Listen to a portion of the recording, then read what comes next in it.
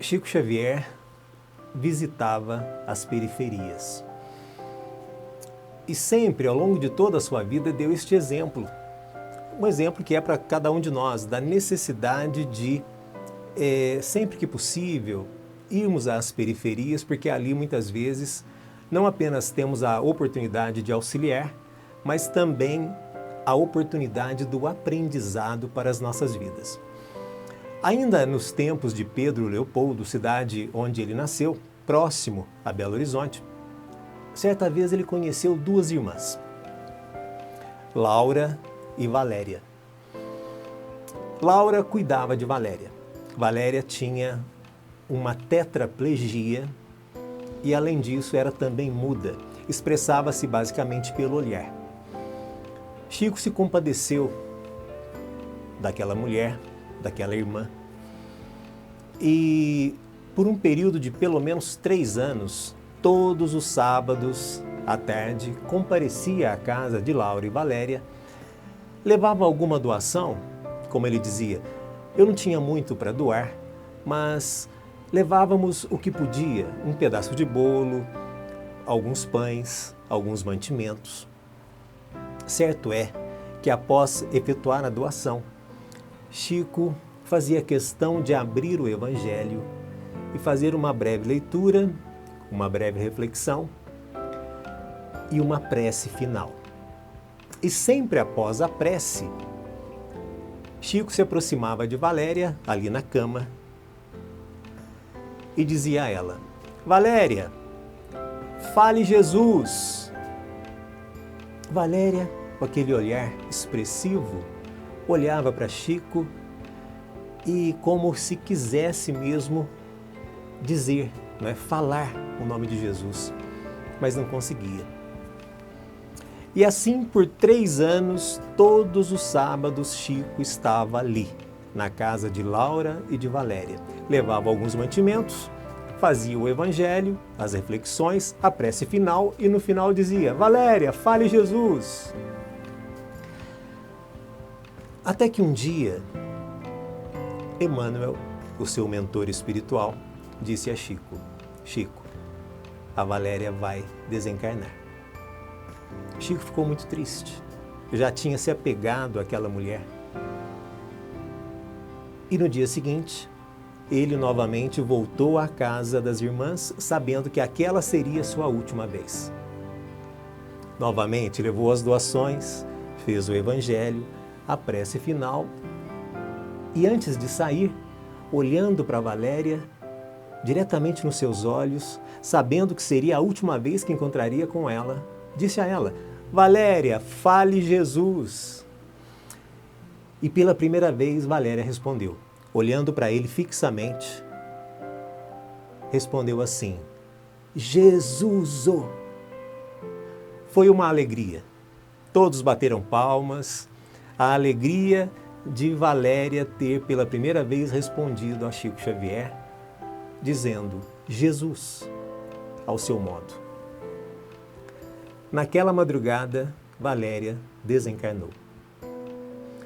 Chico se entristeceu, porque amava Valéria, promoveu todo o enterro, os dias se seguiram, os anos se seguiram.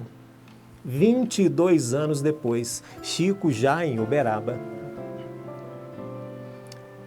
ele sofria com sérios problemas cardíacos e o médico, seu amigo, lhe disse: Chico, 30 dias de repouso absoluto dentro do seu quarto, sem receber visitas alguma. Chico então permaneceu. Não podia receber visitas dos encarnados, como ele disse, mas recebia a visita dos espíritos. E certo dia, ele, deitado na cama,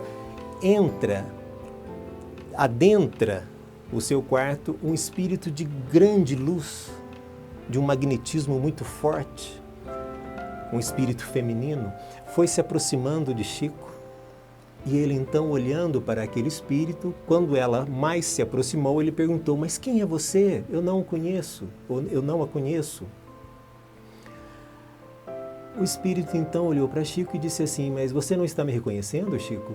Não, infelizmente não. Me fale, você é de alguma família lá de Pedro Leopoldo? Ela disse sim. Me fale então o sobrenome da sua família, de repente eu ligo o nome à pessoa, à família. Ele não conseguia lembrar. Ela então disse a ele: eu vou, Chico, te responder ou te dizer apenas uma palavra e você vai lembrar de mim. Jesus. E naquele momento Chico lembrou-se de Valéria, a mesma Valéria que por 3 anos ele esteve ali próximo, muito presente nas reflexões do Evangelho, aquele espírito, aquele corpo todo limitado, e agora ali diante dele um espírito de extrema luz e certamente um espírito de grande sabedoria. Ela se aproximou dele, colocou a mão sobre o seu peito e, como que por um encanto, toda a dor da angina cardíaca desapareceu. Esta é mais uma história da vida de Chico. Nós temos aqui pelo menos 2 ensinamentos profundos que este momento na vida de Chico nos traz. O primeiro deles é que ali no corpo, naquele corpo limitado, totalmente submetido às dores e às enfermidades, existia um espírito de elevadíssima condição. E muitas vezes nós mesmos, quando olhamos estas pessoas, irmãos nossos com as limitações próprias que a matéria impõe, não conseguimos avaliar que espírito é aquele que está ali. Muitas vezes ensinávamos mesmo Chico Xavier.